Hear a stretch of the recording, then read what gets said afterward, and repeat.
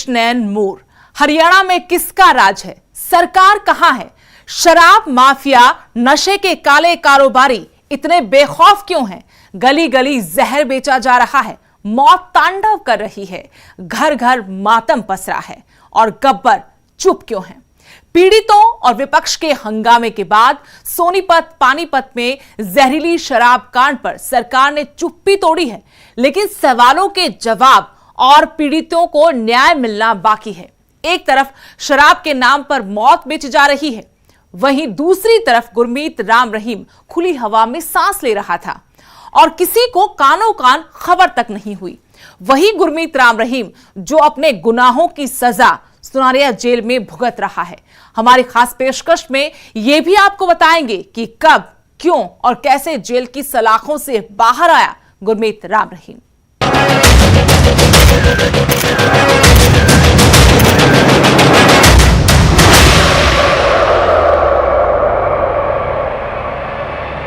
सबसे पहले बात करते हैं जहरीले जाम की। सोनीपत में मौत बेची जा रही थी। अपने काले कारोबार को बढ़ाने कमाने के लिए सरकार प्रशासन की नाक के नीचे जहरीली शराब लोगों तक पहुंचाई जा रही थी, लेकिन ये सब कुछ किसी ने देखा नहीं या देखकर भी अनदेखा कर दिया गया, ये बड़ा सवाल है। कैसे सोनीपत में जहरीली शराब ने मचाया मौत का तांडव, उसी पर यह रिपोर्ट दिखाती है।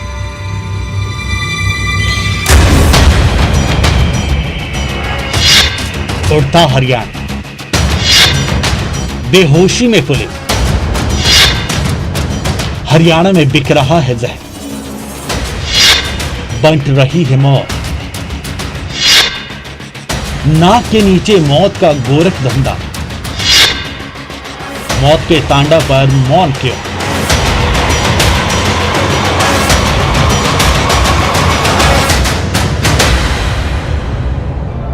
उड़ता पंजाब नहीं, उड़ता हरियाणा। हरियाणा में नशे का काला कारोबार फल फूल रहा है। केंद्र के सर्वे के अनुसार देश के 272 जिले नशा प्रभावित हैं, जिनमें हरियाणा के 10 जिलों को शामिल किया गया है। इन 10 जिलों में सोनीपत भी शामिल था। एक तरफ सोनीपत को नशा मुक्त बनाने पर चर्चाओं और बैठकों का दौर चल रहा है, तो दूसरी ओर नशा लोगों को लील रहा है। नशे और नशाखोरों पर शिकंजा कसने के लिए अधिकारी कुछ करते, उससे पहले ही यहाँ 30 से ज्यादा लोग मौत की नींद सो गए। मौत का ऐसा तांडव सोनीपत में पहले कभी नहीं हुआ। जहरीली शराब पीने से एक के बाद एक 30 से ज्यादा लोगों की मौत हो गई और प्रशासन बस देखता रहा। क्या ऐसे नशा मुक्त होगा सोनीपत, या अधिकारी सिर्फ दफ्तरों में फाइलों में योजनाएं बनाकर अपनी ड्यूटी पूरी करते रहेंगे और लोग मरते रहेंगे? अब जरा मौत के तांडव पर खाकी का बहाना सुनिए। अभी क्या था कि हमारी पुलिस कुछ इलेक्शन में और इनमें बिजी थी, तो इनको थोड़ा मौका मिल गया होगा कि अवैध शराब।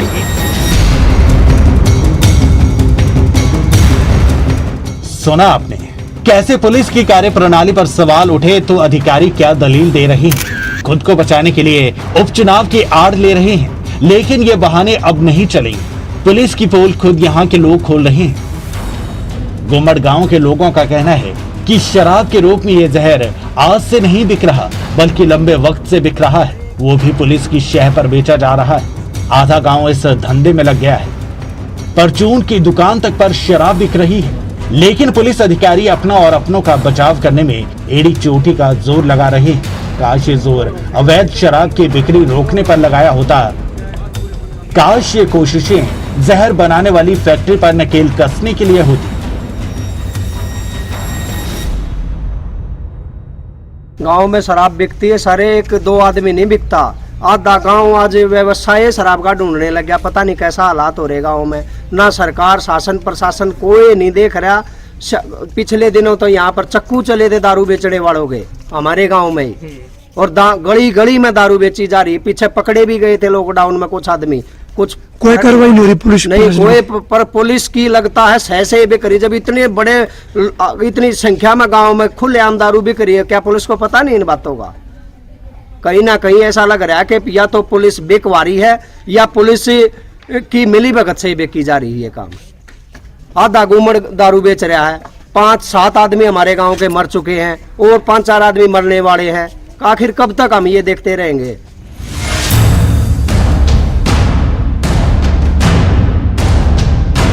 न्यूज 18 ने जहरीली शराब के मुद्दे को प्रमुखता से दिखाया। मामला उछला तो प्रशासन के हाथ पांव फूल गए। सरकार पर भी विपक्ष ने खूब वार किए। शुक्रवार को विधानसभा सत्र की कार्यवाही में भी विपक्ष ने सरकार को इस मुद्दे पर घेरा तो गृह मंत्री अनिल विज को सदन में जवाब देना पड़ा। उठाए गए आपत्ति इसके निवारण हेतु वापस लौटाने के लिए अनुरोध किया था। क्योंकि सियासी दबाव का खेल शुरू हुआ तो सोनीपत डीसीएसपी अपना दफ्तर छोड़कर गुम्मड़ गांव के उस ठेके पर पहुंचे जहां से शराब खरीदी गई थी और उसे पीने से इसी गांव के 8 लोगों की मौत हुई।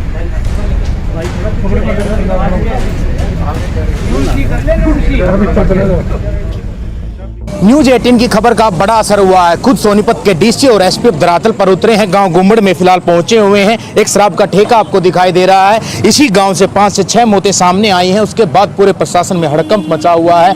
डीसी और एसपी फिलहाल ठेके के अंदर हैं और ठेके को सील करने के आदेश दे दिए हैं। इसके साथ शराब कहां से आई, कहां की किस तक पहुंची, इसके लिए भी टीम गठित कर दी गई है। आज शाम तक डीसी और एसपी को रिपोर्ट चंडीगढ़ भेजनी है कि आखिरकार ये मौतें क्यों हो रही है और ये जहरीली शराब कहां तक पहुंच रही है। 3 पुलिस कर्मचारियों पर भी गाज गिरी है। इसके साथ ही जो सोनीपत एसपी है उनका यह कहना है कि लगातार अभी भी छापेमारी जारी है। कहां तक कार्रवाई और कब तक कैसे पहुंचेगी यह देखने वाली बात होगी और ये अवैध शराब कारोबारियों पर शिकंजा प्रशासन कितना कस पाएगा ताकि और मौतें ना हो, यह भी देखना लाजमी होगा।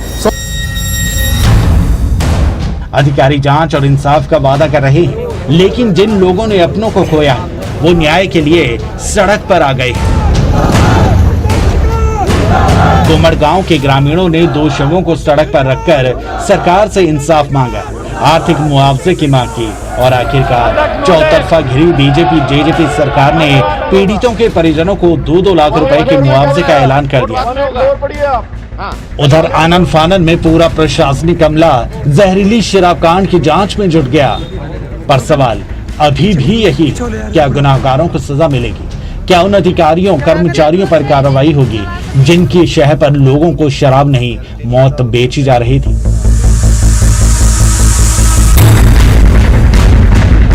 क्या पुलिस और आबकारी विभाग की जवाबदेही तय होगी या हर मामले की तरह एसआईटी का गठन कर जांच के नाम पर खाना पूर्ति कर मामला शांत हो जाएगा? आखिरकार कब तक यूं मरते रहेंगे लोग और कब तक सोते रहेंगे सियासतदान?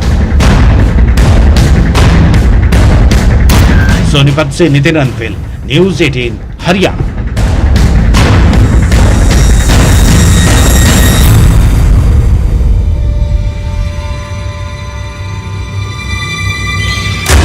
उधर राम रहीम खुली हवा में सांस ले रहा था और किसी को कानो कान खबर तक नहीं हुई। जिस राम रहीम के नाम पर पंचकुला जला था उस राम रहीम को 1 दिन की पैरोल मिली थी। किस बात का हवाला देकर पैरोल पर बाहर आया था राम रहीम और यह सब इतना गुपचुप क्यों हुआ, इस रिपोर्ट से जानिए। सोनीपत, पानीपत, फरीदाबाद में जहरीली शराब से अब तक 40 से ज्यादा लोगों की मौत हो चुकी है। मामले में वो कार्रवाई के नाम पर वो शोर, वो हरकत फिर भी दिखाई नहीं दी। खैर, विधानसभा में मसला जरूर उठा। सवाल गृह मंत्री अनिल विज से हुए और विपक्ष कहने लगा कि हरियाणा में अब गब्बर का कोई जोर नहीं रहा।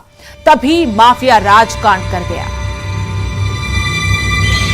बात सुनने के बाद सारी बात सामने भी बोलने दो इसको। हरियाणा में किसका राज? गब्बर का या शराब माफिया का? सदन में क्यों उठे गब्बर पर सवाल?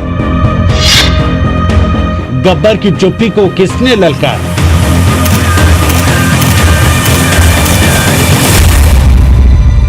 लोग मरते रहे, अर्थियां उठती रही।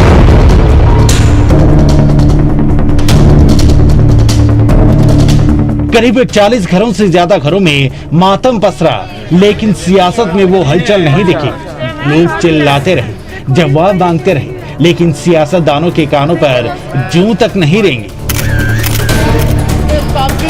विपक्ष के हल्ले पर जवाब दिया भी तो दबी जुबान है। लेकिन क्यों? ये सवाल हरियाणा विधानसभा में भी गूंजा कि आखिर ऐसी शांति क्यों? लोगों की खत्म होती जिंदगी पर आम जनता के वोटों से नेता बने लोग खामोश क्यों हैं? विधानसभा का सत्र हुआ तो खामोशी कुछ छट सी गई और हलचल नजर आई। चर्चा करने से भाग क्या रहे हो? कभी कभी आवाजों में ही सही, लेकिन सोनीपत, पानीपत, फरीदाबाद में हुई जहरीली शराब के कहर की गूंज सुनाई देने लगी। आपके मन में ये था और आप बोले। लेकिन विधानसभा के आखिरी दिन सदन में प्रमुखता से मसला उठा। सवाल प्रदेश के गृह मंत्री अनिल विज से भी हुए। सबसे पहला सवाल यह है कि जिस हरियाणा में अनिल विज को गब्बर कहा जाता है, उस गब्बर का खौफ खत्म क्यों हो रहा है? जिस गब्बर के नाम पर भ्रष्टाचारी खौफ खाते थे, नशा कारोबारी, नशा तस्कर, अवैध शराब माफिया थर थर कांपते थे। आज उसी गब्बर के राज में शराब माफिया के काले कारनामे ने इतनी जिंदगियां खत्म कर दी। आखिर क्यों?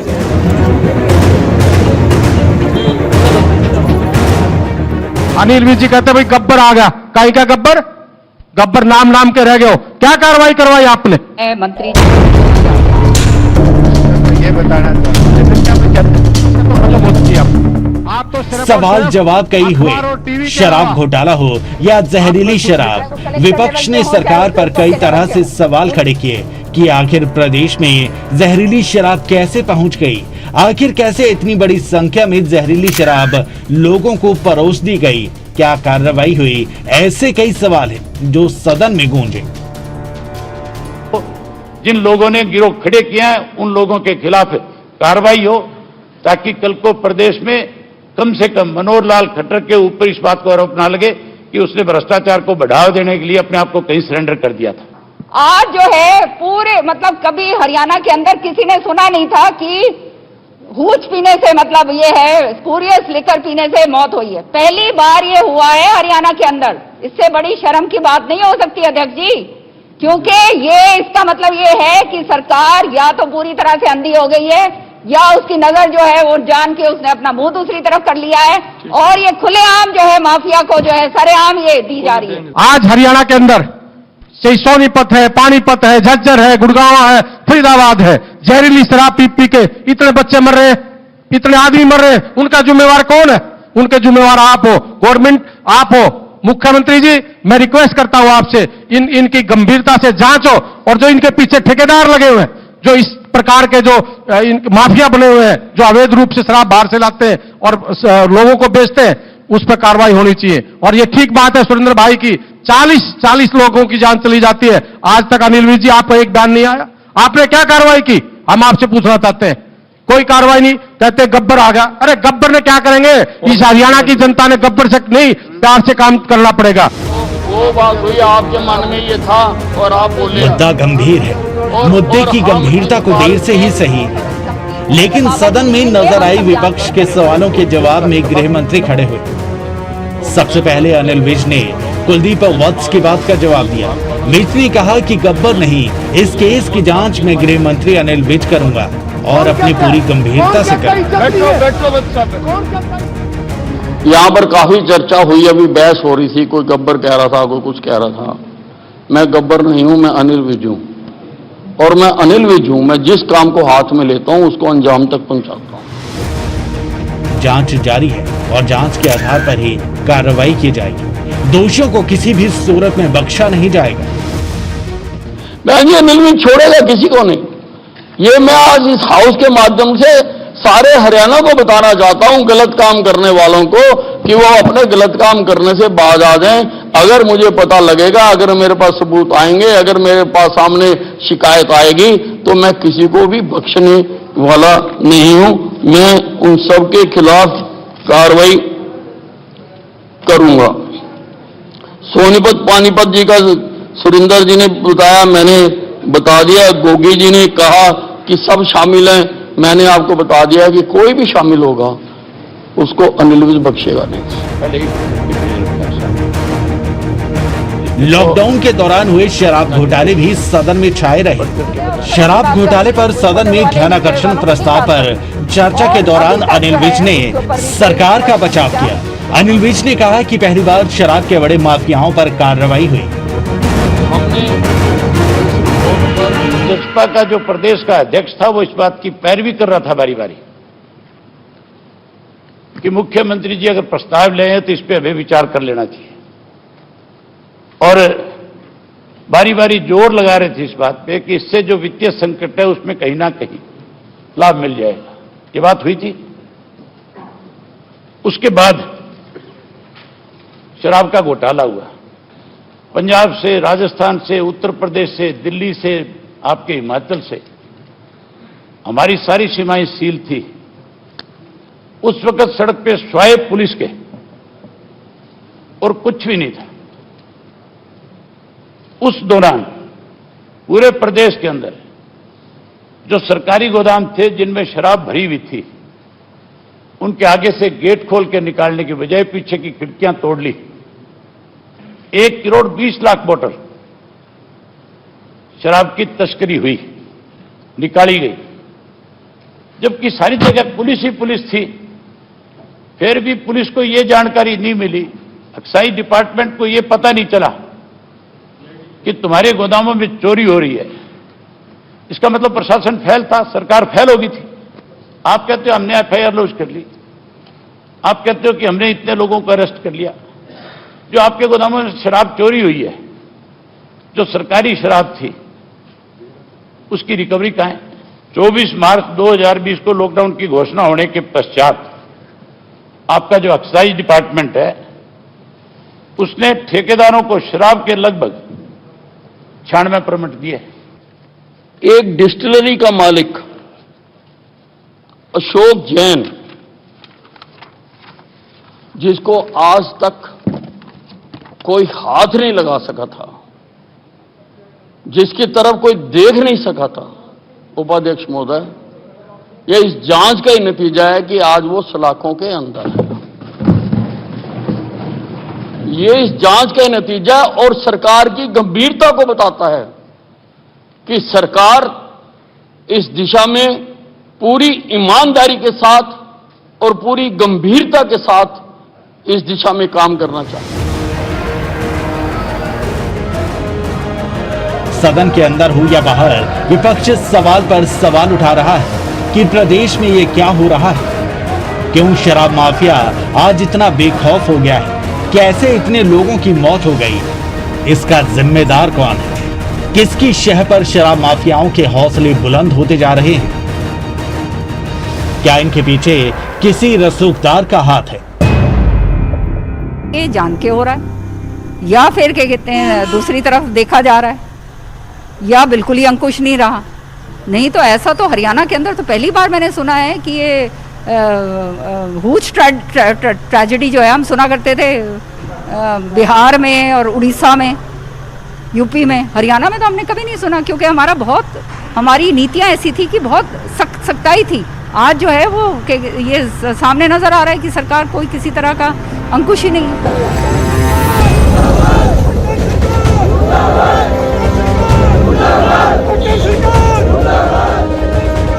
खैर, सड़क पर आरतियां थी, विधानसभा में शोर था। हालांकि गब्बर की दहाड़ पहले जैसी नजर न आई। जिस गब्बर के नाम पर हरियाणा में पुलिस प्रशासन हो या अपराधी, सबके सब थर्राते थे। आज वहीं पर शराब माफिया इतना बड़ा कांड कर गए और पुलिस हाथ मलते रह गई। चंडीगढ़ से अंकित दुधानी और सोनीपत से नितिन अंतिल, न्यूज़ 18 हरियाणा।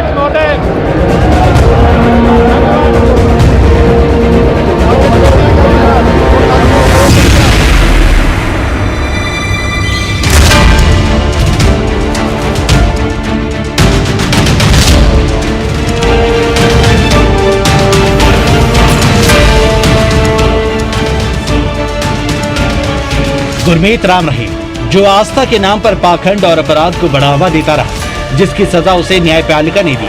न्यायपालिका ने अपना काम बखूबी किया। यही वजह है कि साधुओं से यौन शोषण का मामला हो या फिर पत्रकार रामचंद्र छत्रपति मर्डर केस, दोनों में सजा मिली और आज राम रहीम सलाखों के पीछे है। रोहतक की सुनारी जेल में अपने पापों की सजा काट रहा है, लेकिन इसी राम रहीम के गुनाहों के राज का पर्दाफाश होने में एक लंबा वक्त गुजर गया। वजह थी राजनीतिक दरियादिली। राम रहीम के आश्रम में अक्सर सियासी नेता नतमस्तक नजर आते थे। खैर, बात पुरानी, लेकिन दरियादिली का ये आलम आज भी कम नहीं हुआ है। यही वजह है कि लंबे वक्त से जिस राम रहीम को कोर्ट से राहत नहीं मिल रही थी, उसे बड़े ही गुपचुप तरीके से पैरोल दे दी गई। बलात्कार का दोषी डेरा प्रमुख गुरमीत राम रहीम 24 घंटे के सीक्रेट पैरोल पर जेल से बाहर निकला था। गुरमीत राम रहीम को यह पैरोल 24 अक्टूबर को मिली थी। रोहतक के सुनारिया जेल में बंद राम रहीम को हरियाणा पुलिस की 3 कंपनियों की सुरक्षा में गोपनीय तरीके से जेल से बाहर गुरुग्राम में लाया गया और यहां पर मेदांता अस्पताल में गुरमीत राम रहीम ने अपनी मां से मुलाकात की। बता दें कि राम रहीम को पैरोल देने से लेकर उसे जेल लाने और वापस ले जाने की सारी कार्यवाही इतनी गोपनीय तरीके से की गई थी कि पूरे हरियाणा में किसी को कानो कान खबर तक नहीं लगी। सुनारिया जेल प्रशासन ने बकायदा रोहतक जिले के एसपी राहुल शर्मा से सुरक्षा व्यवस्था की गुजारिश की थी। इसके लिए 3 कंपनियों को तैनात किया गया था और दर्जनों वाहनों के काफिलों के साथ राम रहीम को सुनारिया से गुरुग्राम तक ले जाया गया।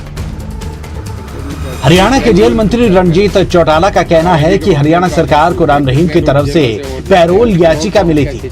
इस याचिका में उसने मेदांता अस्पताल में इलाज करवा रही अपनी माता नसीब कौर से मिलने की प्रार्थना की थी। उसको ध्यान में रखते हुए उसे 1 दिन के लिए कड़ी सुरक्षा में पैरोल दी गई थी। 24 तारीख को पिछली को अपनी मदर से मिलने गए थे, वो हॉस्पिटलाइज थी। प्रोविजन एक है बेल में कि जब भी कहीं किसी के इमरजेंसी हो तो उस कैदी को ले जाया जाता है, यदि ये कानून में है। और उन्हें लेके गया था, जैसे पूरी पुलिस कस्टडी में गए थे, हर चीज़ें सामने देख के सरकार ने अपना असेस करके उन्हें, पर एक रेगुलर फीचर है। बाबा जी के मामले में तो आपने पूछ लिया कितने लोग जेलों से और जा रहे हैं, उस लॉ को हम कैसे चेक कर सकते हैं।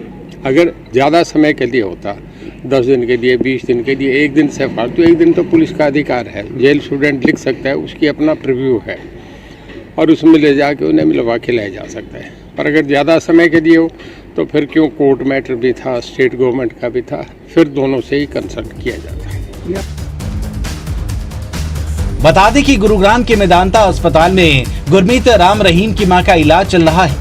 भारी सुरक्षा में पुलिस अधिकारियों ने राम रहीम की मुलाकात उसकी माता नसीब कौर से करवाई। Bureau report, news 18।